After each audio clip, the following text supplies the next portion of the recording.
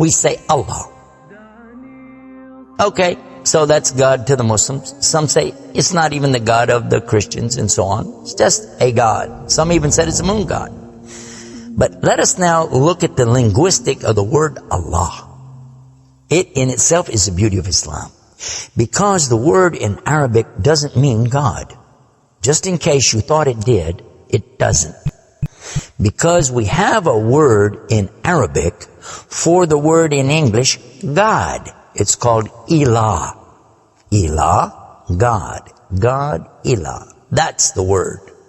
But when we speak about the one and only God, the one that's to be worshipped, the God of Adam, the God of Abraham, and the God of Moses, God of Jesus Christ, peace be upon him, and the God of Muhammad, peace be upon him, we're talking about essentially the only God that's worthy to be worshipped.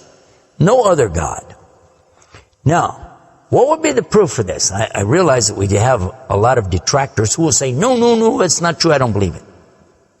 Let's get a proof from the English translation of the Bible. That's a good place to start. Around the earth, there are many hotels and motels. And almost every one of them that you go to, there's a drawer beside the bed that when you open it up, you'll find a book in there and you'll take it out. Now, what is that book? And you already know the answer. It's the Bible. It's the Gideon publication of the King James Version of the Bible. The Gideons are very proud of it because they've translated it into so many languages.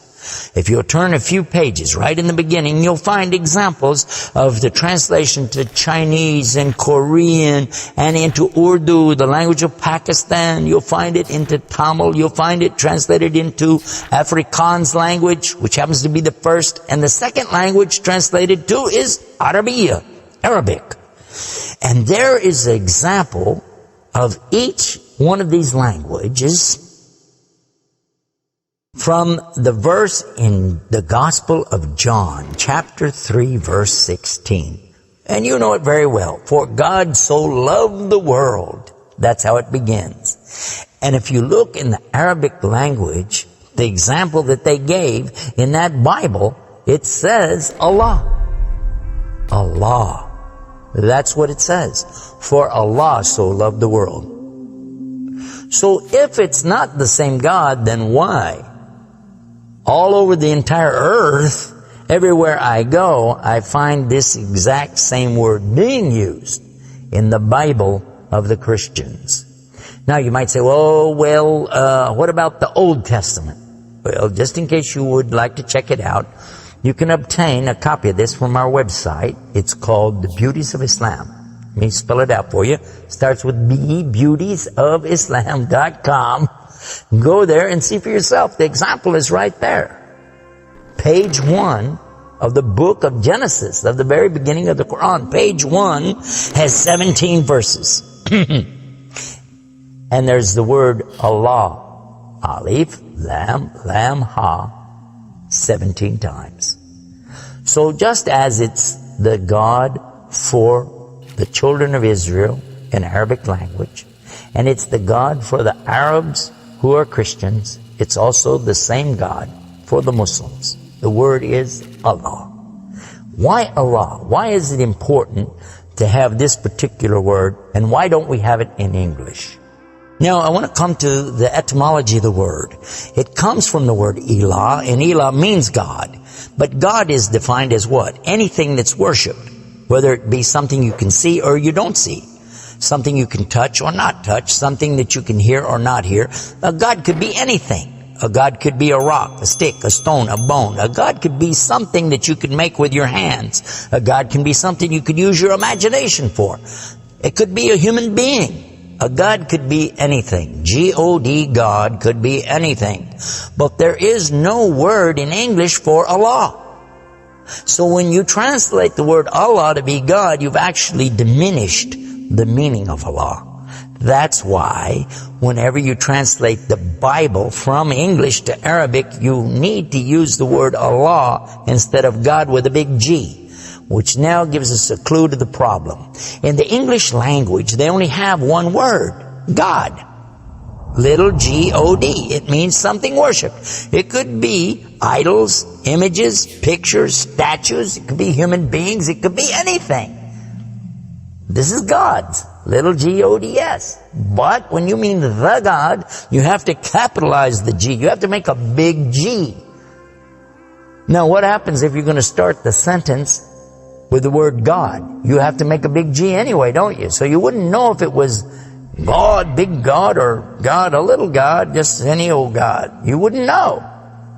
Also, whenever you're speaking to someone, they can't see the letters. So when you say God, which God? What God are you talking about? In Arabic, though, it's clear. When you say Ilah, okay, he's talking about a God. And Allah is an Ilah. But he's also Al-Ilah, the only Ilah. And when you say Allah, this firms it up. And there's no doubt in anybody's mind that you're talking about the one and only God. The word Allah in the Arabic language cannot be made plural. There can't be more than one. Okay, that perfectly fits the unique God of the believers, because there's not more than one. He's only one. There's no God beside God. Second point is this: it can't be made female or male. There's no gender to the word. In Arabic, all the words have gender. All words have gender. But this particular word is only having gender because of the Arabic language, not because Allah has gender.